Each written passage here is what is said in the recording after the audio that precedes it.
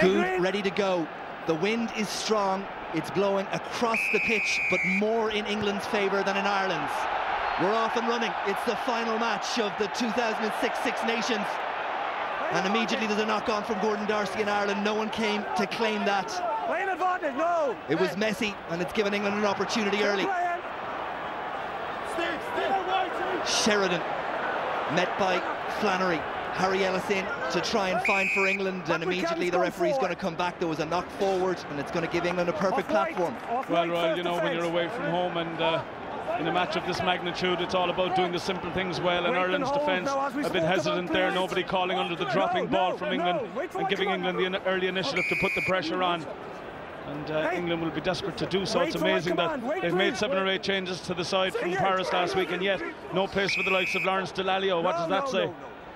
Well, Dallaglio has done his best to bite his bottom lip this week. You wonder, with England in such trouble, why, if Dallaglio is good enough to be on the bench, and with all those changes, is he not good enough? You'd say to lead the team. Ireland penalised in the front row. Curry, the captain, takes it quickly. The tackle comes in from Leamy. Ellis. Goode. Here's an opportunity. Maybe for England. They're over. Oh, no. That is not part of the script. Jamie Noon and England in the opening minutes. And Andy Robinson off his seat and early onto the field. Oh, what a start from England. You know, all week they've been looking for the quick start, the backlash that they've been talking about. Well, they couldn't have got a better start here. It was good tap and go from Curry, and once the ruck was recycled quickly, well, it was quick ball, and he gets in quite easily in the end. But it was really Ireland on the back foot all the way through that passage of play, and the perfect start for England. Well, we talked about the fragility, about the mindset of England. That will have done them the power of good. Here is Andy Goode to try and make it a full 7.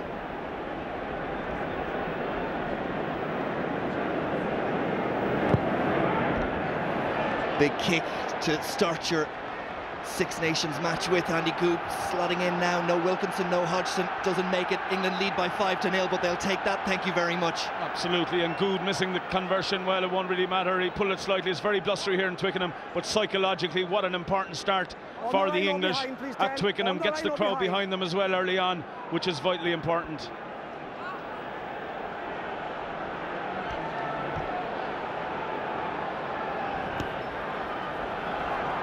One for O'Connell to chase. It's back though on the English side, and Harry Ellis has. Easterby came around, referee says that's okay. There we are. England still have though, back for Goode. Inside. Peter Stringer trying to get in his face. The kick is watched and is now with Jordan Murphy from Dennis Leamy. Touch found deep inside English territory. Well, that's a good kick from Jordan Murphy there, but it's you know, England with the put into the line out and controlling proceedings so far. And you'll see Andy Goode particularly played the percentages a lot more than England did last week. Huge criticism against Charlie Hodgson for not putting the ball deep into French territory away from home. Today you can expect Goode to do what he does so well for Leicester, and that's play the percentages when it's required. To the back of the line out, a little bit unorthodox, but it's taken by Lewis Moody, and England have. Harry Ellis has a little look around to assess the options. Ellis decides to kick himself. It's too far in terms of the chasing team, and Jordan Murphy has a look up and kicks into pretty open territory back there. Goode comes across, 3 Irishmen in his way. Offloads, it's Lee Mears, the hooker, in today to win his 5th cap. There for Goode, and England happy to keep the ball in hand, looking more and more comfortable. That's Stuart Abbott. Ireland have yet to really get their hands on the ball and get themselves into this game. Kick forward means that Ronan O'Gara, who's filling in at full back, has to scamper across, which he does, has plenty of time, and gets every last inch out of it. And that kick will tell you that the wind is just that little bit into Ireland's face. Yeah, into their face, Royal, and Ireland just need to settle down a bit now, get a foothold in the game. Inevitably England we're going to come with a quick start and swarm all over Ireland, try and get the upper hand, which they did of course with the score, but still Ireland, you know, plenty of time, and just try and settle into the game and get a bit of possession, a bit of momentum going. and attack the English line-out. Curry up and down for RONAN Goode. Almost through, in fact through goes Noon. Moody on his shoulder. England making more line breaks in the first 5 minutes than we've seen in the last 2 games. We can't wait. Scrum England. Away. Bad injury on that side. Referee very quick to react, and I think it's Simon Easterby. Time off, Woody. I think he took a bang to the head, yeah? Bang to the head is what the referee Nigel Whitehouse is saying. Easterby, he looks okay. Hard to know until he gets up on the feet just how shaky he might be. Well, the referee looked very concerned early on there when he went to ground and immediately called for assistance. So he must have felt there was something wrong. Not taking the weight. And hopefully Simon Easterby will be able to continue. A good play again from England. They're good line-out possession, and what that does, of course, it gives them forward momentum very early on, and you can be sure that England will target the open side and number 10 channel where they use their ball carriers to very good effect. This is the try again. Good with the cut-out pass. And very good break there, but very hard to stop from that distance. Easterby is okay. It's England's scrum, and it's Curry who comes away with it. Leamy meets him, but not before the Englishman gets on the front foot. He's sent backwards, though, by the Irish back row. It's Irish ball turned over, and that's the first real positive we've seen from Ireland. Well, that's good defence from Ireland, and importantly, driving the ball carrier back in the tackle. That's not going to resulting in a turnover, of course, the scrum now to Ireland. And although deep inside their territory, they'll be happy with that. Both sides. Wait for my command. 2-man mountains in Hayes and Sheridan. Ireland still have it, and the referee is going to set the scrum again. Andrew Sheridan, 6'5", 18 stone. John Hayes, 6'4", 19 stone. This time the free kick at the scrum goes Ireland's way, and it's Dennis Leamy who takes it, gets through the first 1 or 2 English tacklers, goes to ground, and it's there for Peter Stringer. O'Gara. Ireland have the ball with David Wallace, but he's hit hard as he attempts to get across the gain line. Ball still there. O'Gara. O'Driscoll has a little look up, keeps the kick low. Ben Cohen skips by him. Shane Horgan is coming like a train. Horgan, can he control it? Shane Horgan! Yes! The touch judge thought about putting the flag up, but he's not going to. It's a try for Ireland. Fantastic. Well, he didn't just think about putting the flag up. I thought he put it up and took it down very quickly. And Shane Horgan, well, full marks for chasing what looked like a dead cause when the ball was kicked through. Cohen slipping, but in fairness to Shane Horgan, very good support play and follow-up. And O'Driscoll nutmegs, if you like, the defence there. Cohen, well, he slips badly there in trying to deal with that, and I thought this ball was heading out. And no, touch judge correct. Good try. Wonderful footballing skills and timing. The crowd here think that hit the whitewash. And that angle would suggest it was millimetres. But the referee is the one that counts. He's given it, and O'Gara has the opportunity to give Ireland the lead.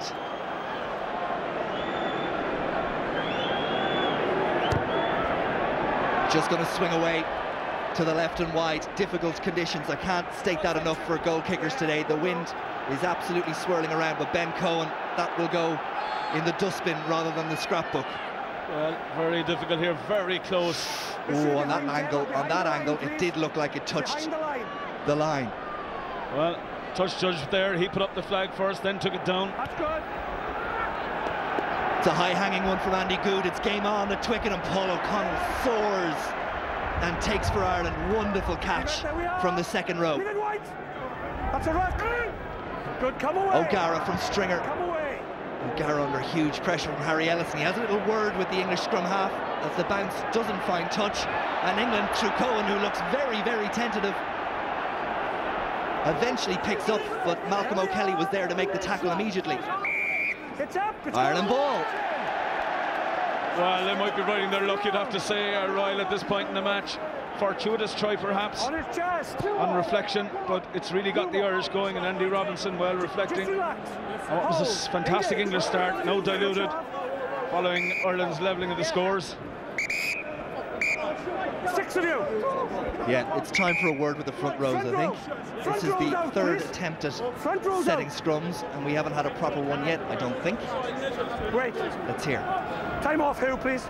Let me just sort the hooker out first, boys.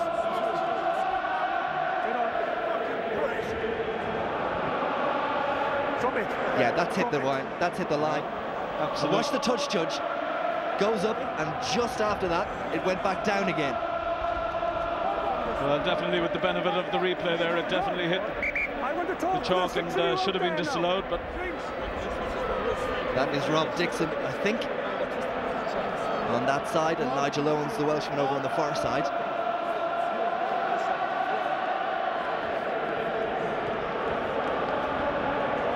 Will not be a popular man. Well, he couldn't have been better positioned, you'd have to say, and he's watching it all the way. Yes. Well, that's touch. Now watch the flag of this replay runs up, down. Well, let's call it half up. Who, me? Indecisive? Okay, there's a lot of to in and flow in. I want it static. When the ball to the tunnel, game on. Okay? Don't just bear that in mind, you know what's going to happen. Time on.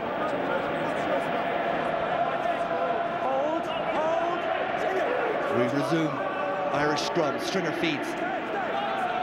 Solid from Ireland. Leamy pops up, but Stringer gives to O'Gara. Had to readjust. And that is right in the corner from Ronan O'Gara. And that was out of the top drawer because he had to readjust from a poor pass from Stringer and to get his feet back in some sort of balance and delivered a really good kick. Hold.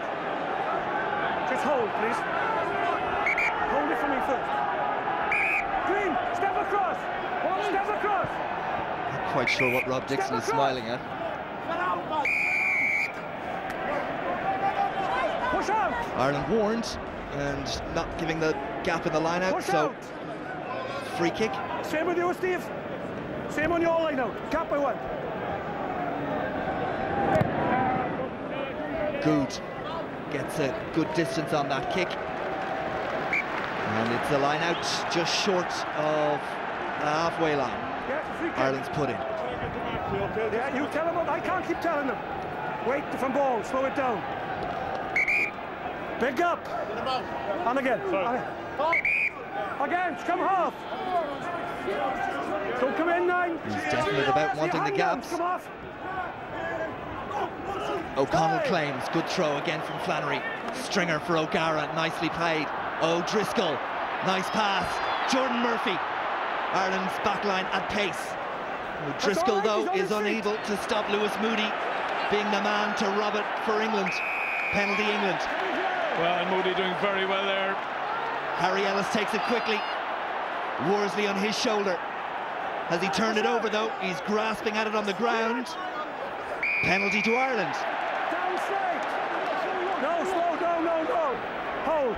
Well, I'm not sure that... Down straight. Well, he's off his feet there, but I'm not sure that England should be tapping and going around the halfway line. It's more in their armoury to settle the game down, play for position, and look to build on the scores. And no, he was okay. Really he was first speeding the game up, you would have to say, would suit back. Ireland more than anything else. And O'Gara has a chance to put England back close to their own 22. Let's get out. Let's have this. I want a big gap. You've asked for it. And again, please, take it across. I'll sort the numbers. Good. So then, from the penalty, we have the line out. Flannery and Ireland again just confirm the call. Leamy goes up and takes. Martin Curry there to watch him, and England get a little bit of a shove on, but O'Connell in to help, and Malcolm O'Kelly adding his considerable weight and experience. Ireland and the maul move forward. It's there with Flannery. O'Connell has it now. O'Kelly in to help. This is good work from the Irish pack, really good work. You can see how much room they've made. That's the English 22, and they're determined to continue on. England are at 6s and 7s. Easterby is the one who has for Ireland now. Ireland again look to redirect this maul. O'Connell continues on. Advantage being played to Ireland as England attempt to drag it down. Wonderful stuff from the Irish forwards. They've marched into the English 22, and on they continue. Penalty comes. Well, super play from Ireland there, and the control and particularly the patience in not releasing the ball, not running off and breaking into the truck and trailer, which so many teams do in Ireland who have built such a good line-out maul over the last couple of years, showing it to good effect there, eventually resulting in the penalty, and RONAN O'GARA will attempt to tag on the 3 points, you would imagine. Yeah, I'll referee it. In some ways, I'll do that for you, okay? As the referee has a quick word with Peter Stringer, in some ways you could say that was cynical from England, and there could have been a case for a yellow card. Well, perhaps, but I suppose the referee, difficult to pick out any one individual in that scenario as Ireland drive that maul forward. He hasn't warned anyone either at this stage in the match, so Joe Worsley picked out there, and but that's psychologically very important too for Ireland. Paul O'Connell, well, he's been so important since he came back from injury, along with Brian O'Driscoll, and leads everything from the front. And RONAN O'GARA now has the opportunity to put Ireland ahead. Give him room. 8-5.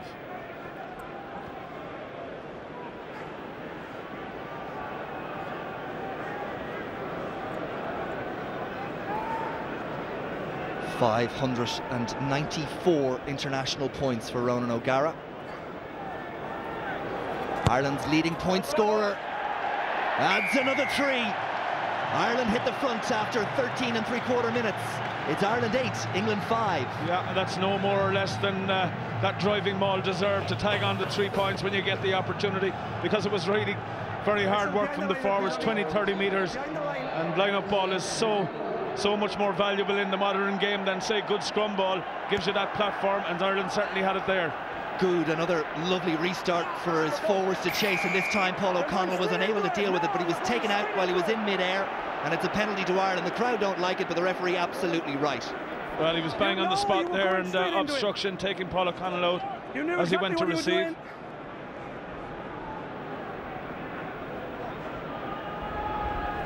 And O'GARA again gets every last bit out of it. Wind again has swirled around the flags. I know that, but not that. Again, more in favour of England than they were. There's the interference from Moody.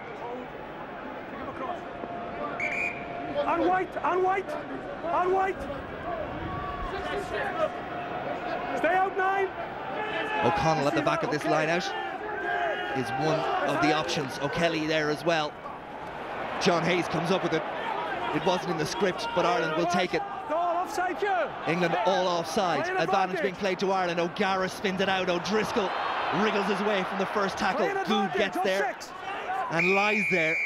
And there's no advantage accruing, and it's another penalty to Ireland. And Stringer's having a little think about taking this one quickly, but maybe offside. He might be better off just letting the captain and the kicker have a look at whether they might be able to have a go at goal. Well, it was offside in midfield from England, but it was a good line-out possession from, well, of all people, John Hayes. Not noted for his line-out jumping, but Brian O'Driscoll stepping inside nicely there. And Goode when he tackled layover. Post, lad. He thinks he has a chance here.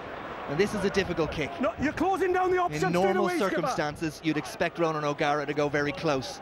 But the wind, as it is, makes it a difficult kick. 10, David Wallace, by the way, over on the far side, is making his way towards the touchline. I think he's got a blood injury and he's going to come off for a couple of minutes. Yeah.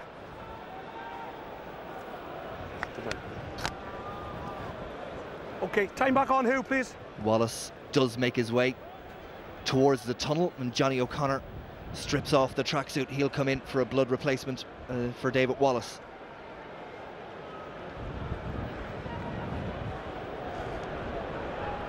That's the wind. This for 600 international points.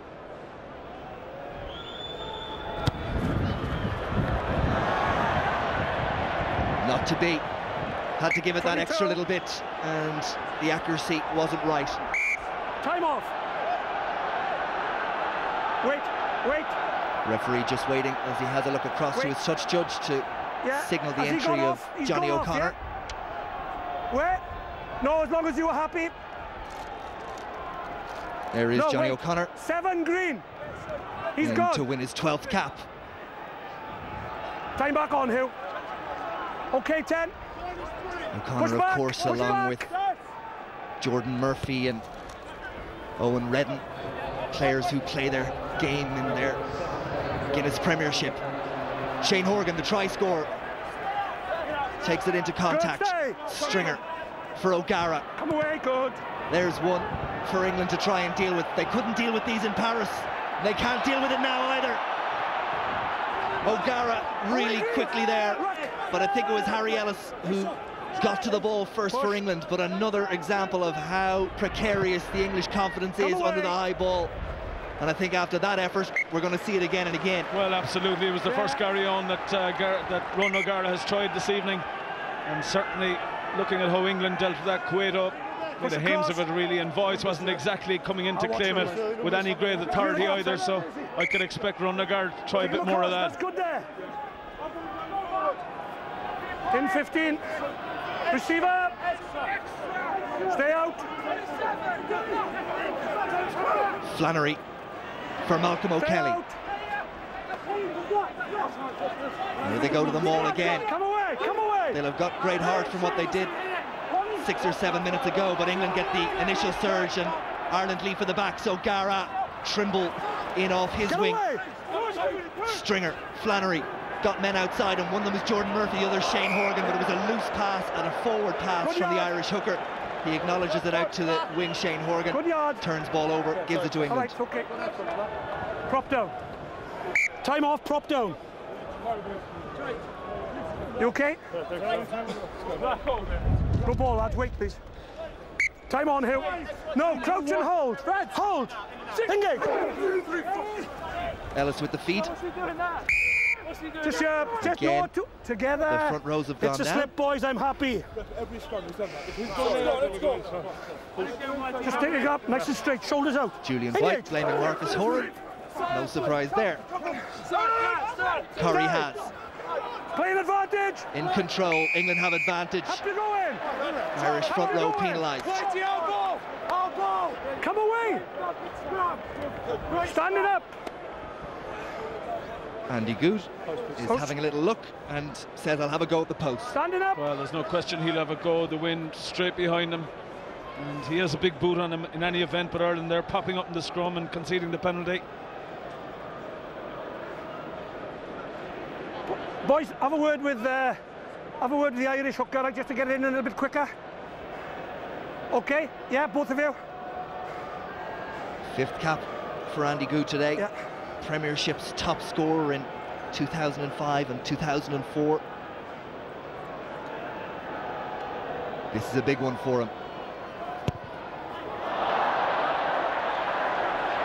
And that will do the confidence no good. He snatched at it, and Ralph, as a former place kicker, you wouldn't have liked to see that one. Well, absolutely not, and he has a reputation of being a bit hot and cold, and certainly he didn't catch that at all. And there you see the Irish being penalised for popping up in the front row, but Andy Goode not able to take advantage. And while we're waiting for the ball, we might have a word from Conor O'Shea. Yeah, well, we said it before the game that the start would be all important. England got the dream start from their point of view, but the score that Rob Dixon, that little bit of luck, and since then Ireland have looked completely in control. Don't need to force the game. They can literally play territory and put a lot of pressure on, because the England team, you see the high ball being dropped, Ben Cohen in trouble, Andy Goode having exactly the start he wouldn't have wanted. So it's just really, it's ours to lose. Come away. And here come England again. It's the first time we've seen them on the front foot since those opening 2 minutes, and England have the advantage. Johnny O'Connor, well, it's just going to give a penalty that was already there. Yeah, it was given earlier for the high tackle. Let's come down a level. And, Johnny O'Connor in any event came in from the offside position. Just coming around his neck. Worsley there receiving well, but getting buried there by Easterby. O'Connell in support. And O'Shea is correct. Try and play the territory. Ireland have done very well, bar the opening 10 minutes, and their line-out has been the platform for that. But of course, the difficulty in the first half trying to play territory is they're playing into that breeze, very strong breeze, and it's difficult maybe to sit back and find the corners. You got to carry it, ball in hand through the phases. But certainly a bright start from Ireland. And Andy Goode, well, a chance to redeem himself. Dare I say that this is a defining moment in the game for Andy Goode. If he snatches at this one again, you'd worry for him and for the English side for the rest of the match. And he has snatched at it again, and it's gone left. And now the inner demons will be talking.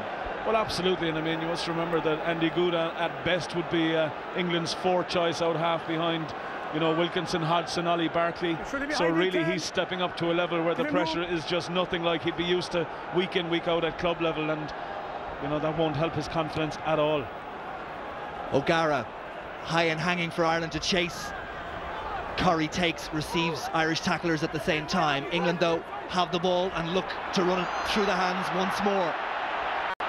Tackle not made by Gordon Darcy. It's there for Harry Ellis. Cueto. O'Gara lets him go back inside and lets the back row deal with him. England have Ellis. Goode looks to go maybe back inside to Tom Voice, but was right to think twice about it. Lots of Irish players lurking. Dennis Leamy warned to get out of the way, which he does. This is Abbott. Lewis Moody in to secure possession. Harry Ellis gets the Irish players out of the way. Jamie Noon, the try scorer in the opening couple of minutes. Ireland think they have a sniff of it. Johnny O'Connor on the ground has got it for Ireland, and Stringer sends the kick back towards Ben Cohen. Cohen hit by Jordan Murphy. Trimble there as well, and Stringer. O'Connor once more in. But this time Ellis and England think they have it. Pressure comes from Easterby. The kick though gets away, and that's a good kick, a very, very good kick. But Ireland, through O'Gara, going to take it quickly. He took it to himself. Inside. Come away, kick doesn't find touch, and the ball is with England, and Martin Corrie in the crowd lift their voice. Malcolm O'Kelly doesn't make the tackle. Darcy and O'Gara combined get to him, and now he goes to ground. Work from the English captain to set up England in a good attacking position. Here's Goode, tries to go around O'Kelly. Flannery helps to close the door. O'Connor just about got there.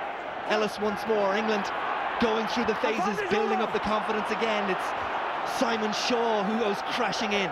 This is Sheridan who picks on the smallest man on the park, Peter Stringer. But the cavalry arrive, and Ireland get their defensive lines in order. Cohen set up again. Slower ball. Ireland should be able to make their tackles.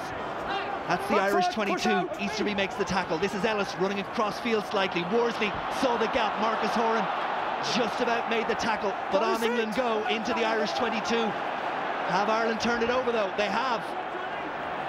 Stringer, O'Driscoll, the big boot from the captain. Cohen comes to collect. The pressure still on Ireland. Cohen, cross-field kick. All those players out there were in front of him though. They were in front of him. Well, what a passage of play, and some great rugby there from Johnny O'Connor. He turned over 2 or 3 very important bits of possession there in the last passage of play. Ireland have taken that penalty quickly. England were not quick across, and Paul O'Connell, there might be something on down the blind side. Here's Trimble, Jordan Murphy outside him. Trimble up to the English 22. In goes O'Connor again. He's hungry for work. Stringer. The ball is left. Leamy sees the gap. Ireland need to get to him. Slightly isolated. O'Connell is first to arrive. Advantage Ireland. And that all coming from the quick thinking of Ronan O'Gara taking the penalty. O'Driscoll over to complain that it's cynical and mustn't continue. Ireland are looking to nail this one down. Another penalty. Another one taken quickly. And it's into touch. I'll decide, right. Frantic stuff. I'll decide. Well, it really is played at a tempo and a pace now. A tempo and a pace that you'd have to say would suit Ireland more than England. But all that started when Ronan O'Gara missed the touch when he threw it into himself from the line out. And the play went on. Johnny O'Connor used the proceedings to allow David Wallace back, but good play from Ireland. And Ireland, well, that's their game, isn't it? When they can move at pace, pick the pace of the game up, and move that ball around, and okay, let's carry on. English big forwards moving as much as possible. In 15 nice cameo from Johnny O'Connor, very nice indeed. What's the front night? Flannery and Ireland must secure, and they can't through Paul O'Connell, and it's there for England, and it's Cueto who has it. An advantage being played to England for a knock-on. Andy Goode, advantage over, screams the referee. That's a great kick from Goode over the head of Trimble, brings play all the way down inside the Irish half, and Ireland will be absolutely kicking themselves that they didn't control that line out. Well, having gone for the tap and go and then not to get possession back after your own throw-in, especially when you had a chance at 3 points, perhaps under the sticks. But those decisions you make and you live by them, and Ireland's still in the lead, still comfortable, I think you would have to say, Royal. England certainly have their moments when they get the big ball carriers running at our defence, but Ireland have been pretty much in control. Yes, but 3 points in Twickenham is never comfortable. Easterby smuggles it back on the Irish side. There's Stringer, saw a little gap, almost got through. Has he been turned? England think they have it, and they do. It's advantage as well. Peter Stringer turned. Here's Andy Goode. Nice flat pass. Abbott tries to set it up. England have again. Driscoll makes the tackle on Simon Shaw. Good defence from Ireland. Sheridan has the ball. Gets up. Strong man. Ellis again. Andy Goode. Crossfield kick. This time the players are well positioned. Trimble looks and watches. It's taken brilliantly by Cueto, but it's back with Easterby. Simon Easterby looks to set up with David Wallace. They're going to run out of room over there. Well, they're running out of room perhaps, Royal, but they're looking to run everything and counter at every opportunity. Niall Donovan and Eddie O'Sullivan there, they'll be happy with proceedings so far. Okay, a few turnovers and so on, but they'll be delighted with Ireland's start in the first half. Time off a minute, Hugh. Jamie Noon over on this side receiving attention. By a green hand, okay? The only thing about Ireland, Ralph, is, and you said it, that they didn't take those 3 points. Any feeling that they were just a little too frantic at that particular passage when, at this stage of the game, they should have taken the 3 points? Well, perhaps, but I think they must have felt that England were on the rack. You know, there was a passage of play that went on for a couple of minutes, and the space was obviously there. They had the numbers. It was just the execution left them down, perhaps. But you're trying to open up a bit more as well, Jamie Noon in all sorts of trouble. Steve, blood pouring from his head, and he doesn't look like I want you to give me a gap he's as going well, to play any further I want you part in this game, even if they can stem the tide. He looks very wobbly on the legs, and Mike Tyndall, the man who came in for so much criticism, is in to the English midfield. It's now Tyndall and Abbott as Noon, the try scorer. Well, maybe he will be back.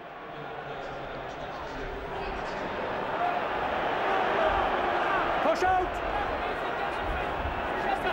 England try to get the maul moving. Ireland repel the first advance. It's there for Ellis. Goode under huge pressure from his opposite number, Ronan O'Gara. Wallace there as well. Still there on the English side, but the referee says no, it's Irish ball. Well, it's very good pressure defence there from Ireland, and Ronan O'Gara leading the line up. Simon Shaw getting involved in some afters, which he's been known to do in the past in his English career. Just come away from it, the whistle's gone, thank you. It's a green ball. While the referee sets up this scrum, let's hear from George Hook. Well, I mean, the two critical things are Johnny O'Connor showing just what a good open side flanker does on the ground, and why Ireland need a good one in these kind of matches. And secondly, how again can we turn down 3 points and run to the post? We did it against France, we do it again, barely 25 minutes into the match. It's incomprehensible. Time off. My call, poor call. Tend to agree with you on that one, George, although Ralph not as convinced. Johnny O'Connor back on the bench. Both sides. Wallace back in the game, and the scrum has much to do with his tackling and pressure up you come as anything else in the last passage of play. Straight as you are. Don't give on the drive. Okay. Puma, engage. Still the front rows can't sort themselves out. This time the free is to Ireland. England getting the shove on before the ball was in, and Leamy, so athletic, so fit, one of Ireland's stars of the Six Nations, no doubt. Here's Gordon Darcy. He's been quiet by his own standards of 2004 in particular, but he gets on the front foot and sets it up, and Stringer has. O'Gara, all sorts of movement. O'Driscoll, lovely pass. Jordan Murphy, little bit of room outside for Shane Horgan. Voice comes across. Tyndall also to make the tackle. Shane Horgan, though, sets it up. Quick ball. O'Driscoll, Stringer, O'Gara, nicely through the hands from Ireland. Flannery injects the straight line, takes in the defenders. Ireland recycle quickly. O'Gara, Darcy just hung on into the English 22. Much better from Ireland. And Driscoll saw the gap, pinned the ear back, set it up again. Hayes is there. Referee says it was off the foot, no knock on. just about for Ireland. O'Gara, Jordan Murphy trying to jink his way round. England make the tackles. Ireland under the post, options left and right. They go right. It's O'Gara. Shane Horgan stands his man up. Support arrives. Leamy again. Easterby there also. O'Gara in to clear out, so Stringer feeds Paul O'Connell. O'Connell almost through. Sheridan made the tackle. Frantic defence from England. Ireland. Oh, they must do. They must do. Pass doesn't go to hand. And now a penalty straight in front of the post. Well, the referee's coming back more towards this near side, but a penalty for Ireland. The line at their mercy, and they just couldn't put it away. And O'Sullivan and Niall O'Donovan can't believe it. Well, I tell you what, that was superb play from one end of the field to the other from the Irish backs and forwards. Linking up very well. The final pass there to Darcy, a bit high. He had to readjust, but super hands and great lines of running. And I tell you that Ireland looks so much more dangerous than England when they're in that position going forward. O'Gara will take the 3 points and offer here. You can be certain. And there was a case for a yellow card under the post there, because England definitely interfered with Stringer trying to get the ball away. Was that the difference by the time Darcy got it? Well, we never know, but super stuff from Ireland, and deserved the score, you would have thought there. And perhaps Ronan can take that scoring opportunity, but it looked like 7-pointer written all over it so many times in that passage of play. Interesting to see Brian O'Driscoll have a little word there with Paul O'Connell, just to get his agreement that the post was the right option. Two men, huge respect amongst the Irish players for both of them, and working in tandem. Can O'Gara deliver what Ireland deserve from a terrific attack?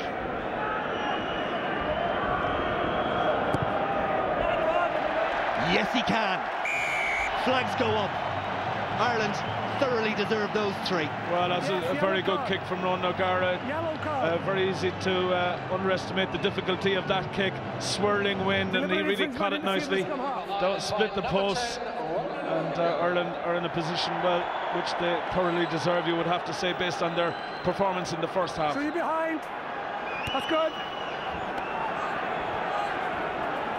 O'Connell comes to claim, and O'Connell takes, but there was an infringement from Simon Easterby taking a player out, and the penalty will be to England, and Andy Goode is going to have an immediate opportunity to reply, and that's just disappointing and a little bit silly, having worked so hard and so wonderfully for those 3 points, to give them away immediately. And how many times do you see that happen, Royal? You know, when a team in the ascendancy does all the hard work. And it was here earlier in that movement there that O'Gara, or that Stringer, was interfered with at the base of the ruck. Paul O'Connell taking it on there, but Andy Goode surely can't miss from here.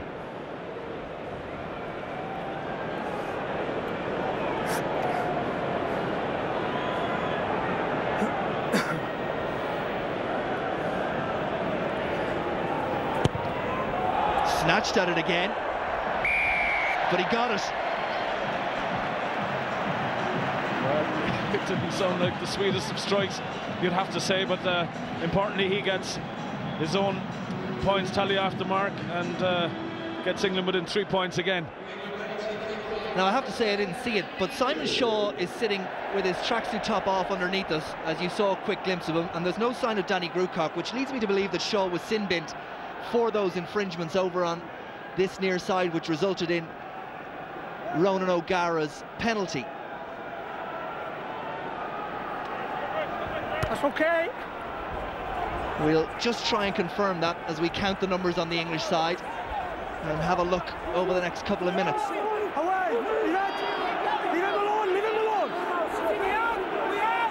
But it looks to me at this moment that England are down to 14.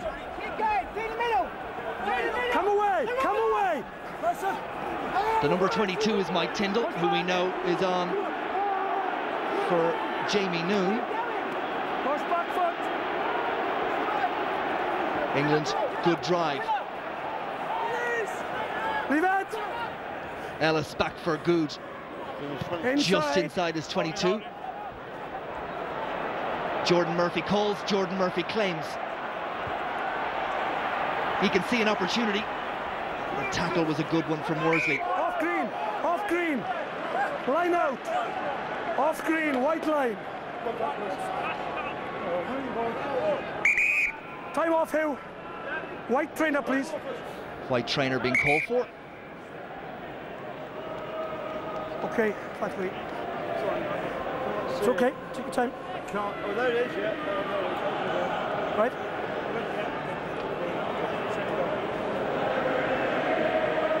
Okay.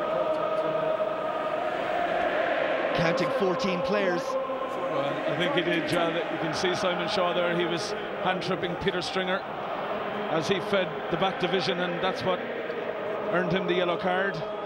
Right. And rightly so, because Ireland were in a very good position at that point.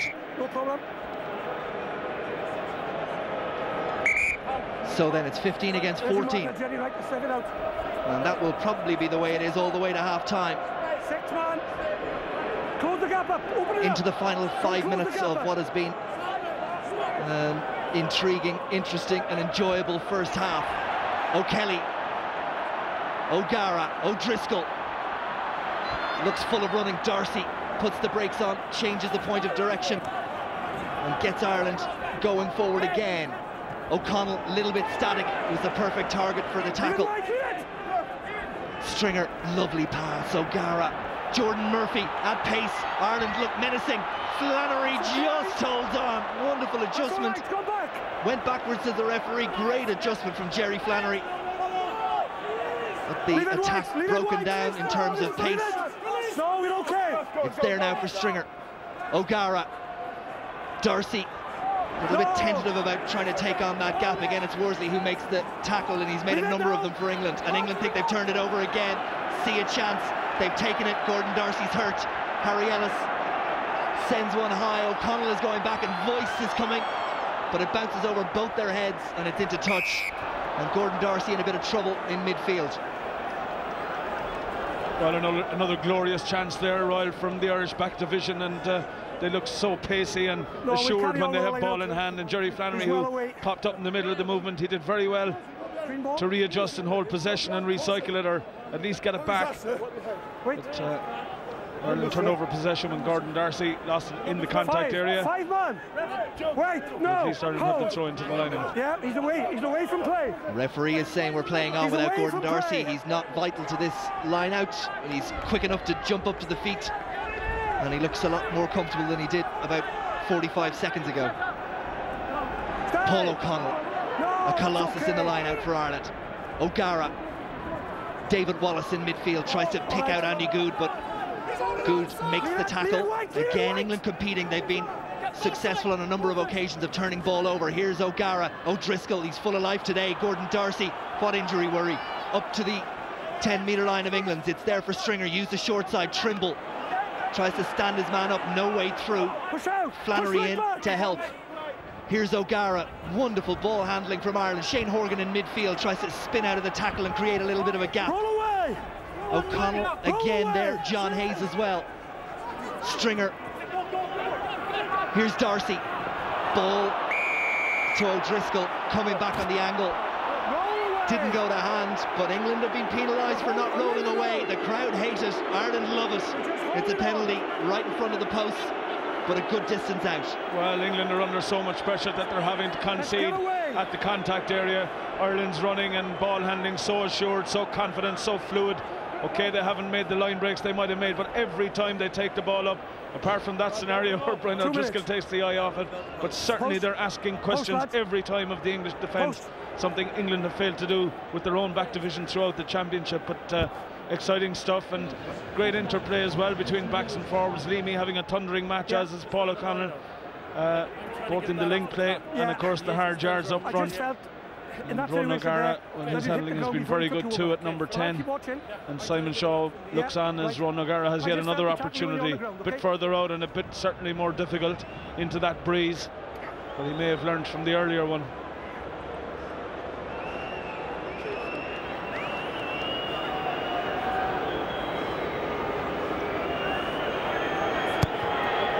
It's on its way, but again, not to be. And we'll have a 22 dropout. The referee happy to let the game go on, and it looks like Jamie Noon is okay. Well, here we see Murphy again taking it on. He's been at the heart of everything Ireland have done in the back division. Takes it on, and Flannery here readjusting basketball style. And the important thing is he got hold of possession and kept the movement going. Jamie Noonan is back, but wearing number 22 because of all the blood, I'm sure, on his jersey. He's changed into the number 22 shirt, which Tyndall was wearing, and is now back on the bench, if you know what I mean. O'Gara, Shane Horgan. Ireland looking for something else going into the break. They already lead it, but this time the penalty goes against them for holding on the ground. And the cheer goes around the stadium, who believe, I think, en masse, that they've been hard done by in this first half. And with regards to Ireland's try, you would have to agree. Absolutely, but I don't think they could argue with the dominance of Ireland. Apart from that, they've controlled possession and territory, and really had England under the cosh, certainly for the last 15 minutes. It'll be interesting to see in the second half how Ireland adopt or change their tactics. They will be playing with a breeze behind, and will RONAN O'GARA elect to maybe play the percentages into the corners a bit more and look for territory from which to launch the back division, and of course the strong Irish line out maul if they can do so, rather than carry the ball further out the field with the wind at the back. And Simon Shaw, well, he'll be going to the dressing room, you would think. Shaw readying himself to come back in, but he's not going to get an opportunity, because the next time the ball goes dead, it'll be half-time. Borthwick, his second row partner. This is Sheridan. No, it's trapped. He can't get out of there, lads. That's half-time. That is half-time. Ireland lead it by 3. There's a Triple Crown there to be taken. Do Ireland believe? Are Ireland good enough? The answers to those questions will be revealed in the second half. We'll have analysis and that second half after this commercial break.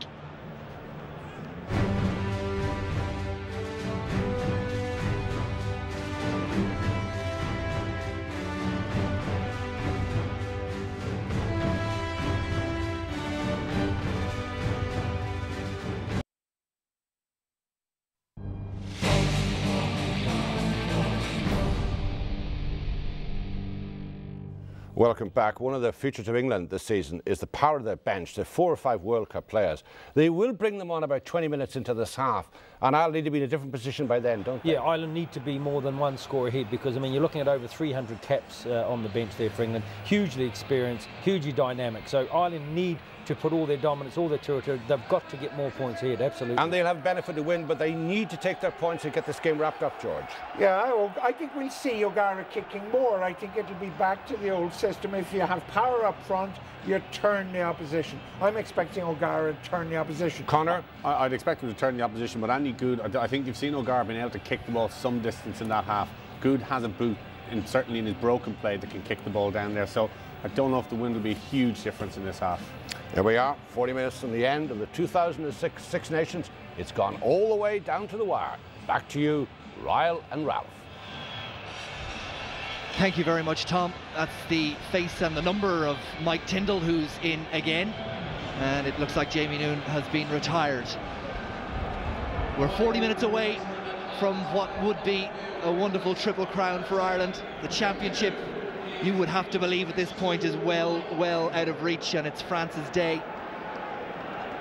But there is still so much to play for. Triple Crowns do not come along that often.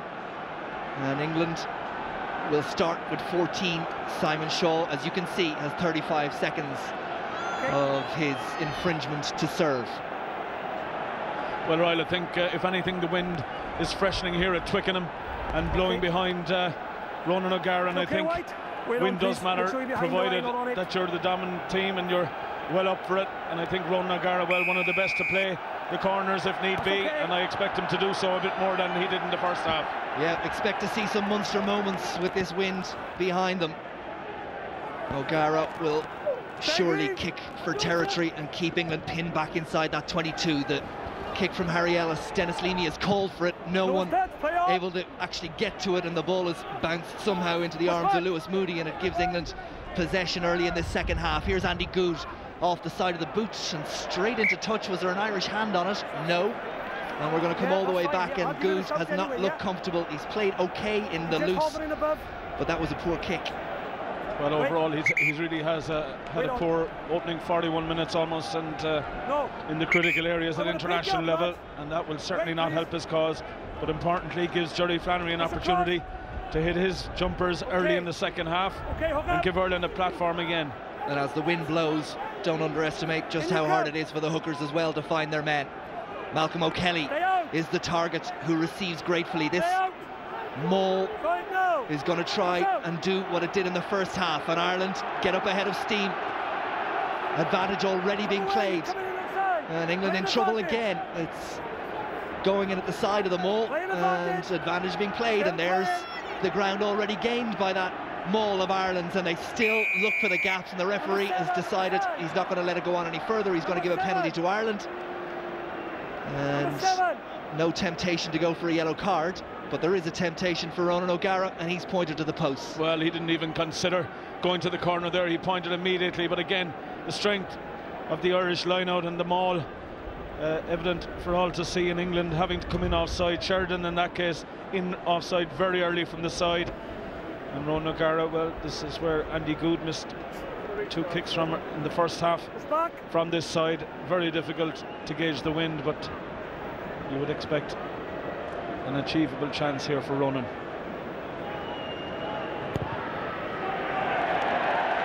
Yes, indeed. Eddie O'Sullivan rubs the hands together. Ireland sneak a little bit further in front. It's 14 points to 8. And the contrast very evident there in the kicking styles. O'Gara, very easy and smooth rhythm. Earlier in the first half, Andy Goode really snatching at his kicks. That can happen, of course, on the day, but Ronan O'Gara seems to be in the groove. Goode hangs one up, but it's gone a little bit far. Paul O'Connell, it bounced off his shoulder, and he'll be disappointed with that. Again, though, Ireland have infringed at the restart, and it's a penalty to England, and it's infuriating to watch. Well, John Hayes trying to lift there, and he blocks off Lewis Moody, and really it's criminal and indisciplined to be handing the opportunity so readily back to the opposition. And even Andy Goode today, you would have to think, would slot this. And I'm sure George Hook is bouncing up and down in the studio.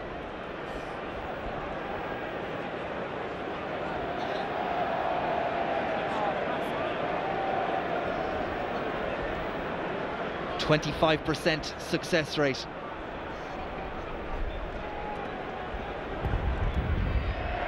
Flags go up, cheer goes round the stadium.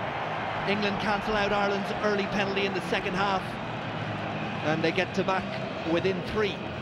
Well, the killing thing, Royal, is that you're handing them 3 points from nothing. Really, it's been all Ireland again in the second half, from the kick-off, the line-out, the driving maul, dominating play, getting the reward with the 3 points, and in an instant handing the 3 points back to England in the form of Andy Goode's penalty. Delalio waits for his moment. O'Gara restarts. O'Connell is first up again, and this time John Hayes is the quickest to react. Sets it up for Peter Stringer. Ronan O'Gara. Gordon Darcy looks for a little gap that just wasn't there.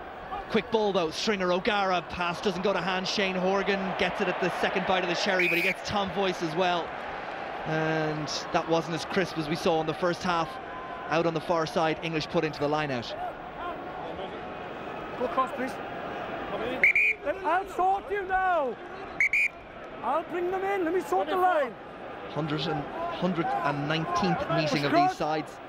England with 69 wins, Ireland with 41, 8 draws. No, he's gone back. He's gone back. Stay out.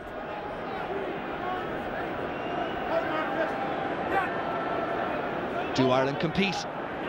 No, that's okay. Well, it's taken down by Borthwick, and England look to Harry Ellis, and the crowd scream heave, but Ireland marshal that first wave very well, and Wallace sees the ball, gets himself in there, disrupts the English maul. All legal. Referee keeps the arm down, but here come England again. That's better from England, led by Corrie onto Lee Mears. Harry Ellis, O'Gara and O'Driscoll eventually put the English scrum half on his back. Goode plays scrum half. This time it's Steve Borthwick who takes it on. Ellis now back in the scrum half position. Here is Goode, takes it up to the line. Tom Voice Leave it, Green. Leave it, Rock. Has it. Leave it, Green, Rock. Ireland being told to leave it. Goode again. Stuart Abbott, England into the Irish 22 through Lewis Moody. Maybe an opportunity down this short side. Jordan Murphy and Ireland continue to make the tackles, but they need to set England backwards, and they're not. It's Goode. In midfield is Shaw. Tyndall into clear out. Sheridan takes it on. Hayes puts his man to ground. Malcolm O'Kelly leaves it. England men out wide. They have numbers. They have opportunities. It must be if they can keep the ball in hand. Worsley stopped. Mears tries to go around. Desperate hands from O'Connell stop him from doing it. Ireland told to get away. It's Gordon Darcy who's to get his hands off it. It's Harry Ellis. Good passage of play from England. Ireland's defence continues to be tested. Mike Tyndall takes the ball on a smashing mission but doesn't get there. Goode. Corrie. O'Kelly misses the tackle, but there are plenty there. Wallace, one of them, to put the English captain down. Slower ball from England, and they get the put into the scrum. Ireland's defence holds firm. Well, holds firm there, Royal, but it was creaking, you'd have to say, and only for the second time in the match, bar the first in the first 10 minutes from England when they scored, have we seen a passage of play from England like that, where they managed to keep the continuity and the movement interlinking between backs and forwards. But good defence from Ireland, you'd have to say. The tackles going in, but just about holding out there. Delalio disgusted, but they still have, and they still have a very, very good attacking position. The scrum has been solid from England. Corrie, Stringer tries to get a disruptive hand in, but England set it up again, and they're trying to go through the centre. It's there for Ellis. Goode tries to go on his own. Tackle comes in. He tries to get the ball back, but Ireland stopped that wave. Ellis again. Ireland make the tackles. This time it's Darcy. Ellis again. Cueto. Paul O'Connell across to make the tackle. Desperate defence. Referee says it's okay for Ireland to play. Now they can't.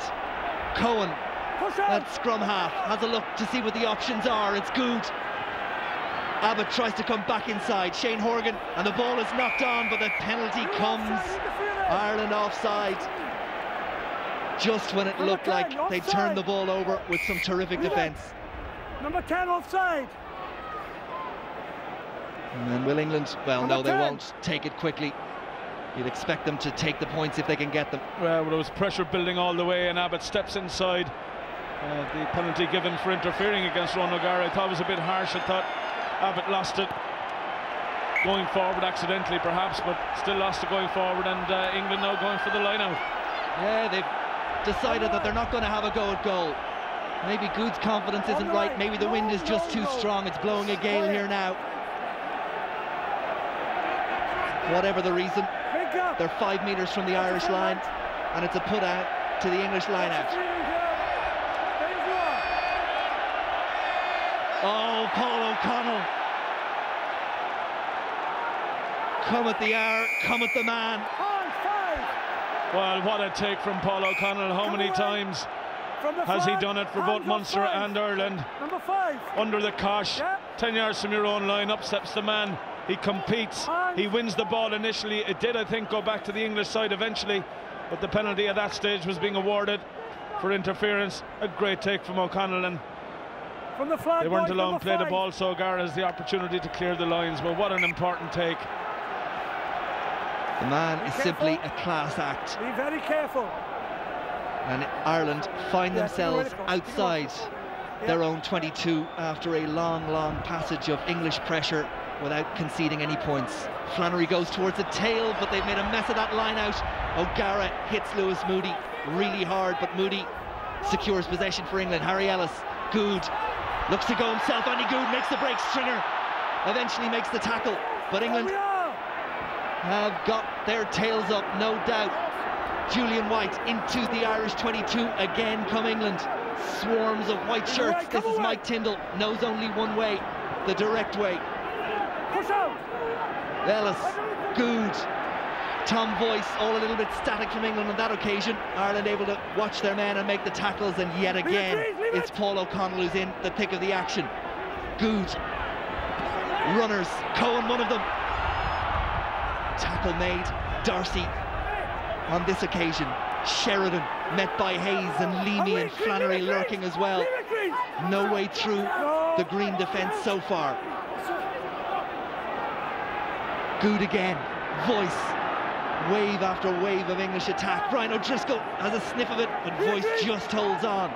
It's Goode again. Moody on his shoulder. Guess who makes the tackle? Paul O'Connell. Goode. They have men. Have they got the space? Cueto up 5 metres short of the Irish line. Ellis. Goode. Worsley is skipped and they're straight through. It's Steve Borthwick. Twickenham goes crazy. And England kept prodding, kept looking, and eventually they get rewarded. Well, you have to credit England. It was through the phases, a build-up of power play all the way, the big runners, and eventually Borthwick goes in here with the cutout pass, intentional or not, but really the gaps had to come eventually. The tackles were going in. The Irish defence held solid for so long, but there's only so long you can defend against the size and power of some of these English forwards, and once they kept the continuity going, it was always on the cards. And Goode, well, he adds the simple conversion to put the 7-pointer on the board for England. And whether it was on the back of a tongue lashing from Andy Robinson or not at half-time, England have certainly upped the work rate in the second half and have looked to take Ireland on up front. But it was good play from them, really, and hardly a handling error in that passage of play, and Borthwick the beneficiary under the sticks at the end of it. But a psychological boost for England, and the pendulum swings once again. Now how can Ireland react? Borthwick, his first try on his 27th international cap. The kick-off on this occasion, not a particularly good one from O'Gara, and England had plenty of time to set themselves up and decide what they wanted to do. And they've gone to the maul, and you can see the confidence running through those men in white jerseys. Ireland need to re-establish themselves in this game, and they need to do it quickly. Harry Ellis. Jordan Murphy comes and calls, and Murphy claims. Magnificent take from the fullback in all sorts of traffic and under pressure. No, Scrum Ireland. Sorry, lads, it's quick there. It's trapped. Same ball. Well, that's a great take from Jordan Murphy under severe pressure, and really with England in the ascendancy now, getting a foothold in the game, it's now time, I think, for Ronan O'Gara to maybe tactically change things slightly, put England deep into their own 22, play the corners a bit. Donegal Callaghan readying himself for the fray, but really you want to dampen the English enthusiasm, and the way to do that is stay out of your half for as long as possible and try and turn the pressure back on. Malcolm O'Kelly makes his way on this, the day of his 80th cap. Donegal Callaghan is in. Here's O'Gara. O'Driscoll, that was close, but Ireland still have Jordan Murphy. Cuts back inside when he had Horgan outside him. Trimble in to help. It's there for Stringer. O'Gara. Darcy saw a gap. Just stopped. There for Stringer again, but he's caught in possession. Referee says play on. There's a knock on, and England delighted as they turn the ball over. Well, they're delighted there, and the pass from Ronan O'Gara off the scrum, well, it was millimetres away from being intercepted. O'Driscoll did well to keep the movement going, but I just think that, you know, Ireland would be better served if they just put it into the corners for 5 or 10 minutes and try and play it down there, Royal, and not give England targets in midfield. Their tails are up. They're looking, you know, they've got back ahead in a match where really they hadn't dominated up to now, and you just want to turn the tide a bit, dampen that new spark that they've found, and turn the opposition a bit. The old cliche comes to mind. Next score is vital. Quick reminder of our competition this afternoon in association with Ulster Bank for a chance to win a fabulous weekend trip for two to the Heineken Cup quarter-final between Munster and Perpignan. Tickets, accommodation, etc. There's the question. There are the numbers to call. England dominant in the scrum. Worrying times for Ireland. Donegal Callaghan needs to get out of there and not get involved.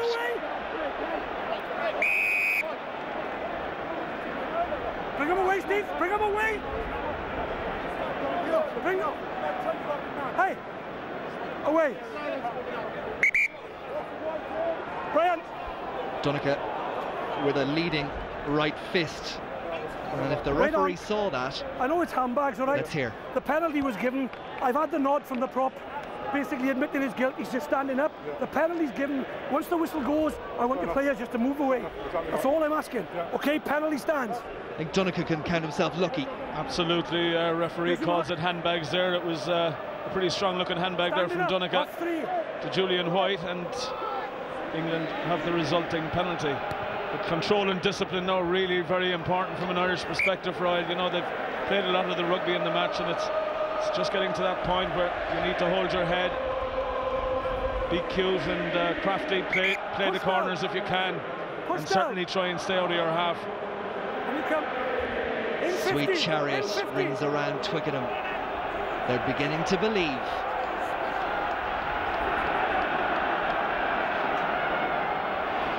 Ireland completed the line out, but it's back on the English side. It bounces up into David Wallace's arms. Wallace, great strength. Oh, terrific, David Wallace, he's broken through. Wallace requires support. O'Callaghan there. O'Connell as well. Quick ball. Absolute necessity for Ireland, but it's been slowed. Stringer. O'Gara, is there a gap there? Marcus Horan takes it to ground. Ball knocked forward, and all of a sudden Ireland are making mistakes that they didn't make in the first half. With the ball in possession, and Andy Goode sends it down into Irish territory, but Jordan Murphy was quick to react, got back into position and has the chance to counter-attack. That's the halfway line. That's Dennis Leamy. Stringer. Flannery doesn't quite get across the gain line. Still Ireland have. O'Gara, play for the corners. No better man for the job. But will England try and take it quickly? Looked like he was in field of play when he threw that ball in to me, and the referee seems to be in agreement. Well, a smashing kick from RONAN O'GARA there, and you could see from one boot, and it's England under pressure deep inside their own 22, having raised the siege, the previous Irish siege. And Cohen here being picked up. No. Was he in the field of play? Or is that a harsh call? Harsh call, he was outside the field of play. But nevertheless, Ireland still have a foothold 10 metres from the English line. They go long and almost watched it, it has been! Leamy! No, the referee says it was knocked forward. And the Irish players are screaming at him. Let's hear. I didn't see what happened after that. All I can call is the not straight.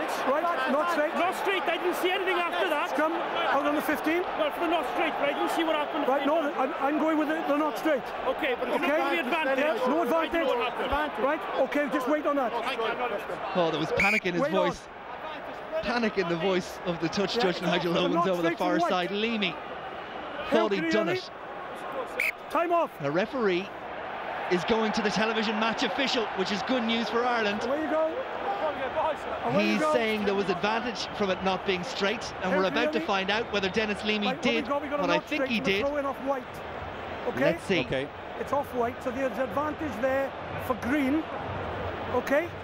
Now, I didn't see the grounding of the ball, or whether there'd been a knock-on prior to him grounding the ball.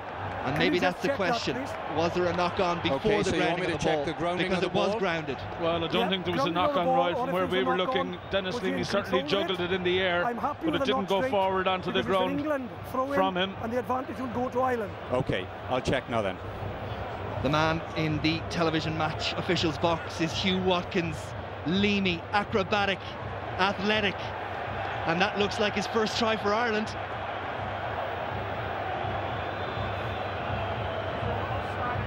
It's got to be.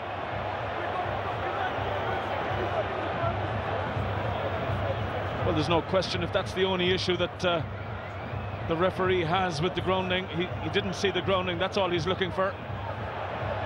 Asked the question about a knock forward as well. This is the point at which the touch judge said it's not straight. Referee says advantage, and Leamy grounds the ball. Wait on. Whitey, can you hear me? Yeah, I've got you. You may award the try. Right, can I just clarify, the try is awarded, correct? You may award the try. Yes, indeed you can. Try Ireland. A rare show of emotion from Eddie O'Sullivan, Dennis Leamy. Terrific effort. Ireland are back in front and the Triple Crown dream is still alive. Well, you'd have to say, you know, that Mears' option, the English option, was right to throw long when you're close to your line. Dennis Leamy, he read it so well. It's no knock on, that didn't go to ground. He grounded the ball perfectly, and the referee got it right. Yeah. Every point counts. Ronan O'Gara, conversion vital. He's got it. You can hear the Irish voices raised. They're here in their thousands. What a game we have. England 18, Ireland 21. Well, Ireland, you know, they restored the 3-point margin in their favour. Fortuitous, perhaps. England going for the long throw over the tail, banking on Moody getting there. Leamy read it. He juggled certainly with it, but it wasn't a knock-on. Good score. Pushed out. Paul O'Connell claimed, and there were no infringements from Ireland on that restart. O'Gara finds touch, and Andy Robinson, well, he's under pressure again. Every point, one way or the other, is possibly deciding his future as England coach. Absolutely. And you must remember, this score came from one kick from Ronan O'Gara deep into the corner, forcing England to defend 10 yards from their own line. They couldn't do it effectively, and Ireland took advantage. And also from the decision of the match officials not to allow Ben Cohen to pull him back. Paul O'Connell's done it again. O'Gara, O'Driscoll, the captain, trying to find a way through, almost went to the hands of David Wallace, but instead Lewis Moody and England have. Marcus Horan stays on his feet, but the ball pops back on the English side. Here's Andy Goode, he's trying to spark something. Joe Worsley followed by O'Driscoll and Hayes. O'Driscoll gets to him. Ball presented. O'Gara is the first offender. Ellis, Goode. Again, England look to spread it wide. Lee Mears hit in the midfield by Paul O'Connell. Goode again. O'Callaghan helps out his second row partner with the tackle count. That's the Irish 22.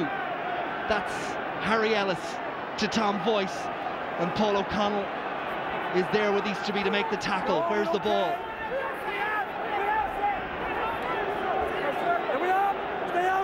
It's on England's side. Ireland being warned to leave it. And maybe a little lucky that all they give away is a scrum. Well, I think, Royal, you know, again, Ireland architects of their own downfall here. Again, from an English line-out, Paul O'Connell, hugely influential, steals possession, and instead of putting the ball deep into the English half, we play around with it on the halfway line. We lose the ball to a turnover, and it's England in the ascendancy again. Better scrum from Ireland, but it's there for England. This is Andy Goode.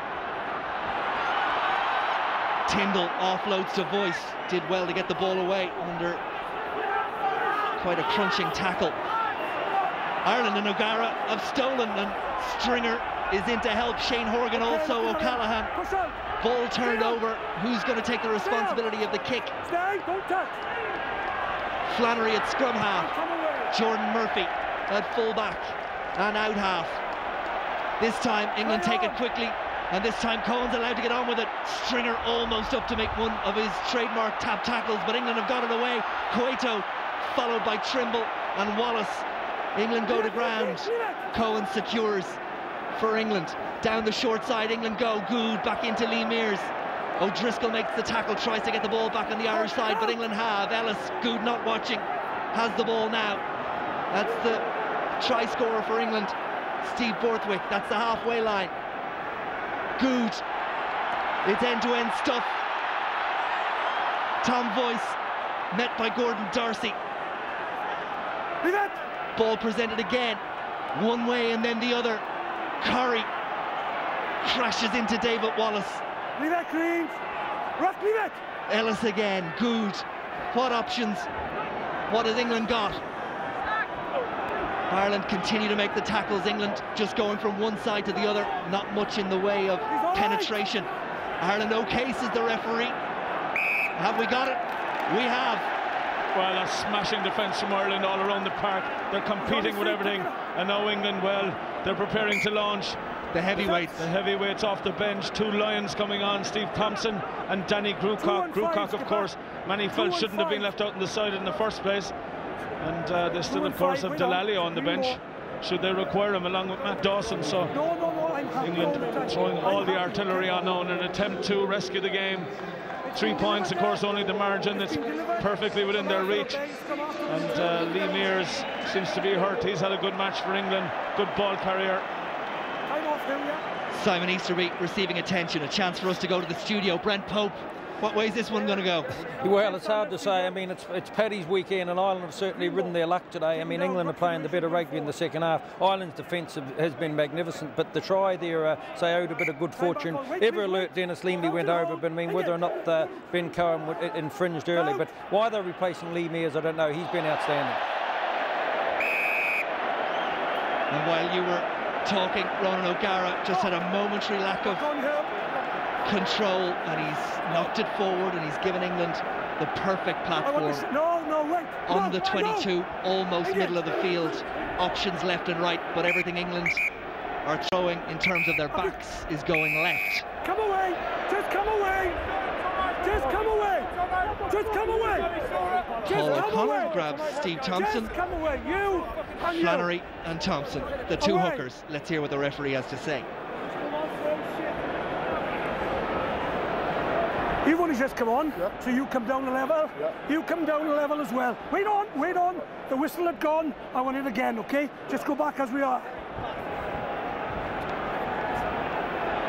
Dawson just hold. is readied. Engage. 76 caps of experience at scrum half. Ellis reacted quickly. This is Goode. Mike Tyndall knocks it forward. O'Driscoll quick to recover. Ireland playing advantage. They can try anything from here. And O'Gara kicks cross field. And if Ireland move, there's no one at home for England. Which way is the ball going to bounce? Joe Worsley is washed by David Wallace, who almost gets there. Worsley gets up with the ball, and Trimble gets there to make the tackle.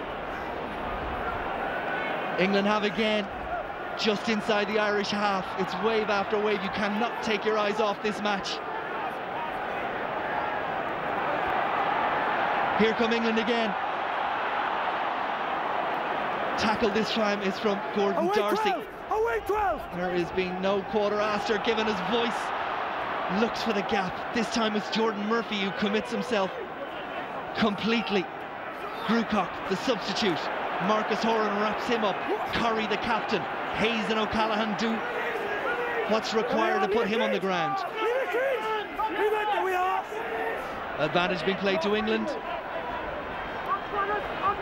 Goode in midfield. Worsley, there's an opportunity here. Cueto, one-on-one with Trimble. Jordan Murphy across to help his wing colleague. Ball looked like it was out. Referee tells Ireland to stay back. Here's Andy Goode. Players lined up on both sides straight across the field.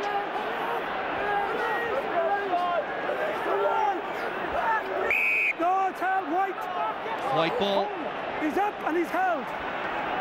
Oh, in a very dangerous position now for England. They'll have a big short side here, and young Trimble will have to be on his guard, but Tyndall goes for the gap here, and sums up his season really. Knocked it on without too much interference, and Ireland playing dangerous stuff, trying to clear their lines without O'Driscoll feeding O'Gara, but important defensive duties here now for Ireland on the short side. Gervin Dempsey has been brought into the game at the expense of Andrew Trimble. I'm not sure Trimble is injured, although I can't confirm that. Maybe it's just a decision by Eddie O'Sullivan to bring in the more experienced man for the final 15 minutes of this game. Although Trimble looks just a little ginger. Together.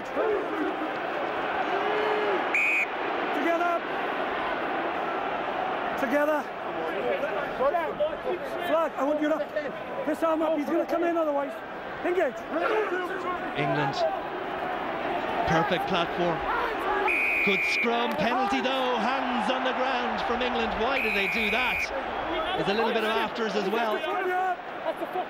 Come here. Shut up. It's all right. We have the pin. No, I didn't see anything, lads. Okay. No subtitling required from Jerry Flannery. Hey, nothing happened. I think you get the drift. Nothing happened. It was handbags.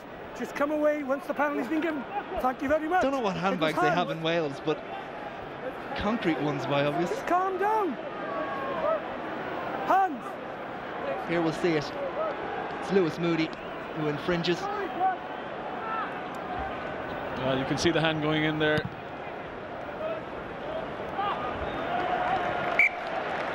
Well, this really is on a knife edge, Ireland. It might be a case of whoever's left standing can take this contest, because the effort from both sides has been huge. The physicality, unbelievable, with the hits going on around the park, and of course the ball staying in play quite a long time too. And Harry Ellis makes way for, well, Matt Dawson, another man of great experience, another Lion of course, and he'll have all his armoury with him and his craftiness trying to pull this one out of the fire. Ireland go to O'Connell, down for Stringer, O'Gara, Darcy, Dempsey in. You would just wonder why Ronan O'Gara doesn't prod it down as he's doing now. Cohen had a nightmare with one of those in the first half, but it's secure in this second half. Crossfield he comes, links up with his other wing, Mark Cueto. Got through the first tackle there too easily, Cueto. It's there for Dawson now. This is Grewcock, Julian White. Lots of these players coming off the bench with some reputations to repair after Paris, Ireland penalised. Dawson, not surprisingly, takes it quickly. He's done it all his career. He won't stop now. Penalty again, and there's an Irishman in trouble.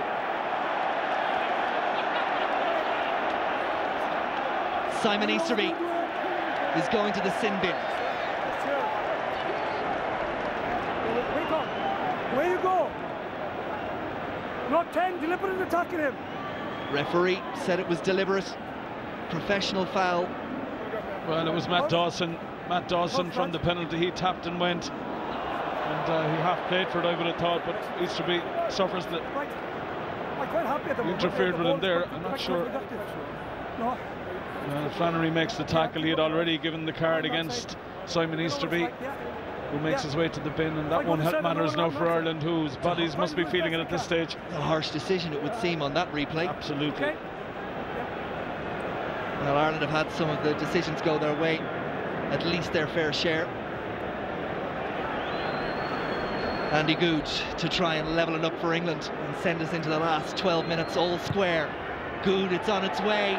That's more confident, that's more comfortable, and that is success for Andy Goode. Well, he converts one of the most difficult kicks he's had this evening. Missed some clangers under the posts, and the nonchalant ease that he slotted that from the wrong side for a right-footed kicker. Well, it sends Twickenham into raptures, and all square with everything to play for still. The championship is gone. It's France's for 2006. This is about Ireland and their quest for a triple crown. 21 points apiece. There's a bit of inspiration required, something special from a group of players we know have the ability to provide something special. But remember, they're down to 14 at the moment. Stringer. Ireland with the advantage. Gordon Darcy wriggles his way one way, then the other. Keeps Ireland on the front foot. Donegal O'Callaghan does the clear-out job. Leamy is injured, so Ireland continue to play, and they only have 13. Leamy seems to be in all sorts of trouble. Jordan Murphy looking for a runner, which didn't materialise. O'Gara, drop it, goal! Left and wide. Ooh, that looked close. Seemed to strike it very well. Made the decision early. The ball was slow and just dropped back into the pocket. Of course, short, down to 14 anyway, but Leamy being hurt here in the tackle, twisting badly there, and ooh, that looks sore. The knees and the ankles. And Dennis Leamy in all sorts of trouble. Johnny O'Connor, of course, being readied. Second half territory and second half possession. The statistics speak for themselves. Take the time, take the time. Yeah, I got you here, thanks. 10.5 minutes. You okay? 10.5 minutes left on the clock. And the Six Nations continues to an enthralling climax from Ireland.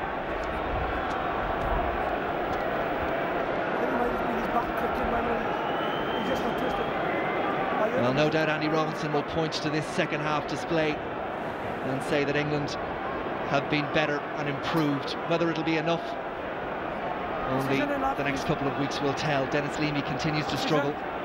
Well, you know, if he's not 100%, they might be better off getting him off the park, because they're down to 14 anyway. They need all the legs they can get for the last 10 minutes.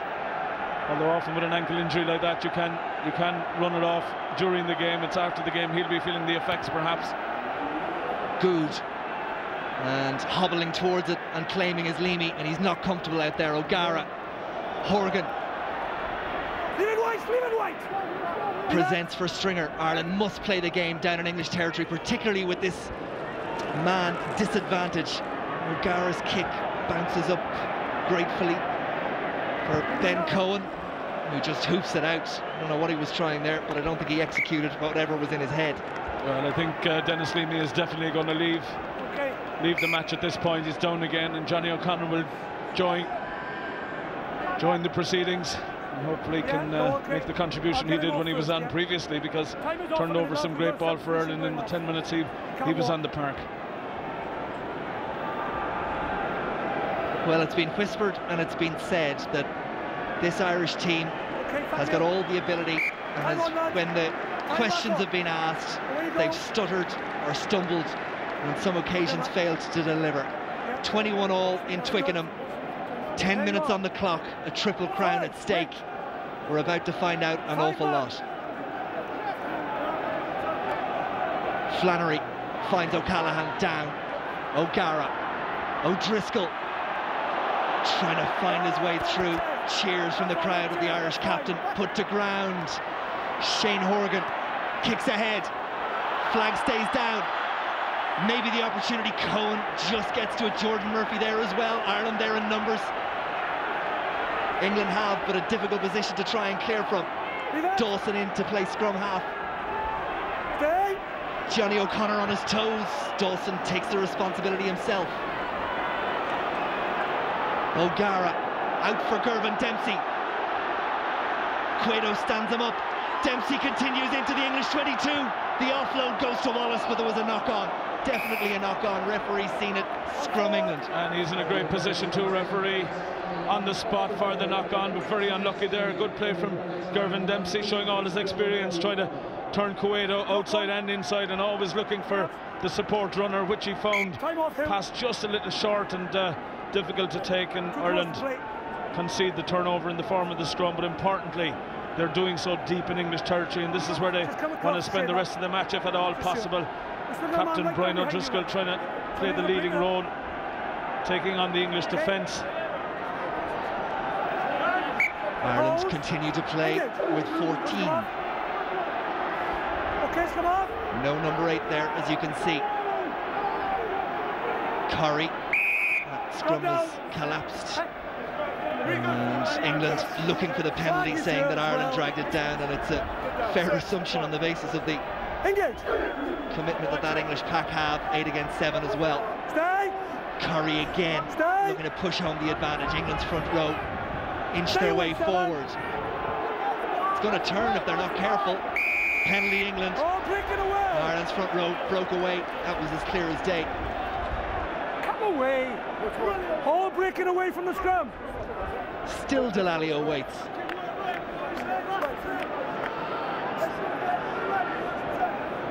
Face that tells its own story. Goode. Very easy strike of the ball and play up to the English 10-metre line. Yeah, they're straight. I'm happy. Stay out. In 15, lads. Steve Thompson, the replacement hooker for England, had such a nightmare here 2 years ago against Ireland. England try to force home their dominance in the pack with that extra man. Dawson, the orchestrator. They've gone from their 10-metre line to inside the Irish half. How costly the sin binning of Simon Easterby. That's once. Ireland stem the flow. England are going to have to use. Dawson has a little look out. Andy Goode. Tyndall, Cohen at pace. Cohen almost up to the Irish 22. Ireland coming in numbers, but England still have. England caught in possession, and well, the penalty has gone against Ireland. 19 wrong side. 19 wrong side. Well, that's just Johnny O'Connor. Poor discipline there, because you can see Johnny O'Connor coming in from the side a mile out, and so did the referee. And an opportunity now, a golden opportunity for Andy Goode. Well, after his nightmarish first half in terms of the dead ball situation, he has an opportunity now to claim the glory for England. Well, a bit early to say glory for England perhaps, but certainly put them in a very strong position going into the last 5 or 6 minutes. Cast your mind all the way back to the first half and the possession and the territory that Ireland had, the opportunities they had to kick a goal. I'm sure that Ireland will say, and England have proven it to a certain extent in the second half, that some of those opportunities just weren't kickable with the wind that was blowing. But it's now 21 apiece, and Goode has a chance to give England the lead.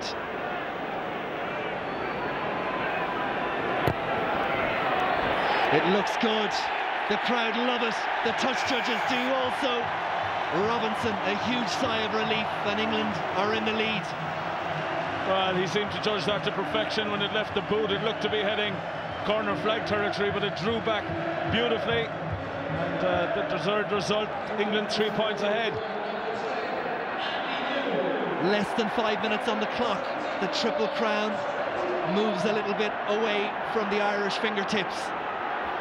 Cueto looks to set up England once more. Dawson back for Andy Goode, and that'll find touch at the 10-metre line. Irish put into the line out. Ireland need Simon Easterby back on this pitch. The sin binning continues to tick away.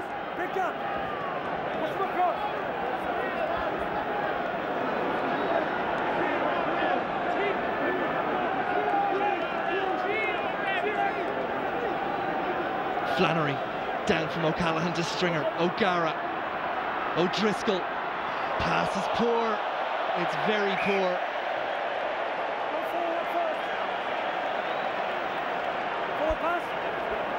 Well, with the pressure coming on now, Royal, just that more difficult to find the man with the pass. A lot more at stake, and there's the kick again from Andy Goode, putting England ahead, and now they have the scrum on the halfway line.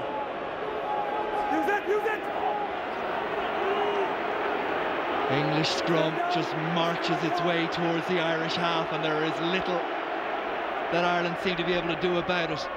Goode is going to kick for the corner. Jordan Murphy, the bounce is favourable. He's going to have a go, and he kind of has to try and get Ireland into some sort of territorial position to at least attempt to tie it up. Can they do more? O'Driscoll. It's out on the full, and the captain is going through a horrible moment or two. Easterby back on. Ireland fully restored to 15. Well, they need the full complement now going into the last 3 minutes, trying to rescue this game, pull it out of the fire, and just when you needed the ball to hug the tram line inside the field on that occasion, Brian O'Driscoll putting it out on the full. Abbott in trouble on the Irish 22 with either cramp, I think. But importantly, England have the control of proceedings. They have to put into the line out. They'll be able to run down the clock. You can be sure that they'll try and take it through the forwards for as long as possible. Push away.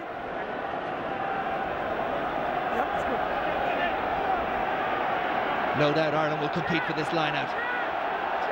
Steve Thompson, you would think they'll go to number 2. They haven't. They've gone towards the tail, and they have it. Freshwater, the substitute prop, in for Sheridan. There for Dawson. Goode. England going to try and win this with a flourish. It's out. Easterby tried to get there, and the decision is... I'll referee, please, Matt. Accidental offside, it's a green ball. Irish ball. 2.5 minutes.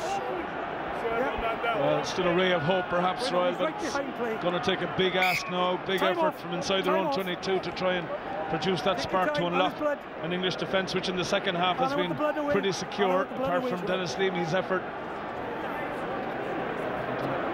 Ireland huddle, trying to come up with the plan to unlock it. Very difficult. You don't stop now, yeah? I'll give it to you. Still down. Okay, just set They had England on the rack at one point. Is he okay? The film camera shows the action. Time on, wait, good action shot there, head down through the ball. Stay. O'Gara, little chip and chase. O'Driscoll is coming. Bounce. It's O'Driscoll's. Brian O'Driscoll. He's got support. Shane Horgan. It's about pace. Can he get there? Shane Horgan. Oh, just held up short. Ireland still have the opportunity. Stringer. O'Driscoll. O'Driscoll continues. Advantage being played to Ireland. Stringer still has. Ireland still have. Horgan has another opportunity. Is he there? Referee and Eddie O'Sullivan look at each other. I'm not going to guess it. Check this 100% upstairs. Okay. It looks good, but I'm not going to guess. It looks good. And they're going upstairs. What a finale to an intriguing match. Yeah, that's fine, yeah. Just over a minute and a half on the clock. Let's see it again quickly. Put us all out of our misery. Well, it bounces wherever. Meant to tell you that it might be your day. It was off O'Gara's chip. That bounced beautifully for O'Driscoll. Okay, no problem. Let's see it again. Shane Horgan. If you've done this, you will be remembered for many, many years. Watch the feet. The feet look good. Is the ball grounded? Every inch of Horgan. Yes, it must be.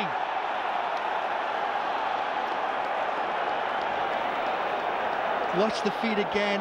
Is he in touch? Well, the feet are off the ground. He grounds the ball. I think that's a good try. Couldn't be better placement. Oh, what a moment. How's your heart? If it's not a try, we're going back to the penalty. How is your heart? Well, people in pubs and clubs and at home all over the country waiting for the decision of the television match official Hugh Watkins. Well, it's been a big week, Ryle, hasn't it, for the Irish in the sport of kings. Can Ireland be kings at Twickenham? A triple crown hangs on this decision. I have a decision for you. Right, here it comes. Okay, give it to me. You may award the try. Try given. I can award the try. You may try award given. The try. Ireland lead again. Shane Horgan is the hero, and what a hero. Well, I hope they go back and show it from the scrum deep inside the Irish 22, because that's where it started, from a nice chip, speculative from Ronan O'Gara, but what a bounce that rolled and bounced up into Brian O'Driscoll's hand. And surely we're going to see that a lot more for the rest of this season. Well, Philippe Saint-André named Shane Horgan as the winner of the tournament today. Just bear with Said me. he had everything. Again. Hold on. Pace, power, and add to that one heck of a bit of panache, because that was simply stunning. O'Gara with the conversion attempt. There will be time for England to come back. Ronan. Oh, yes! Yes! It's Ireland's day. It must be Ireland's day. What a massive kick, Ryle. Wrong side of the field for a right-footed kicker in the breezy conditions, under that pressure to stretch the lead to ensure that a penalty or a drop goal couldn't beat you. 3 minutes to go and Ireland were dead and buried. A minute and 5 seconds to go and the Triple Crown is just seconds away. O'Gara clears to touch. They have lived on the edge. Easterby sin-binning looked like it might make the difference. Goode's penalty put England in front, but a moment of magic from O'Gara. Terrific running from O'Driscoll, and then a moment of magic from Shane Horgan. What a defining moment for Eddie O'Sullivan and for Ireland. A hat-trick of victories over England on the trot looming. Push out! No! Well, George Hook talked at half-time about the bubbles in the champagne. If you have it on ice, we're close to being able to let it pop. No, says the referee. That is not the last kick of the game. England will get the put into the line-out. One last throw of the dice. All that they can do is score a try. A penalty and a drop goal, no use. Ireland's defence simply has to hold firm.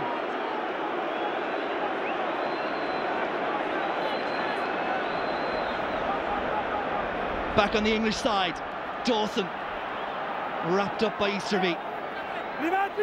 Last passage of play, surely. Push out, push out! Goode, who thought he'd won it. Cohen, England still breathe. Cueto, wrapped up by Darcy and O'Driscoll. Ireland's defensive line set firm. Ball is out, Johnny O'Connor makes the tackle. It's there, if Ireland can just smuggle it back. They have, I think they've done it. Peter Stringer, if he finds touch, it's a triple crown for Ireland. It's blocked down, O'Gara. That must be it. That must be it. It is! Ireland's day. On this St. Patrick's weekend, they've wrapped up a triple crown for 2006. France may well be the champions, but Ireland have something to savour and celebrate.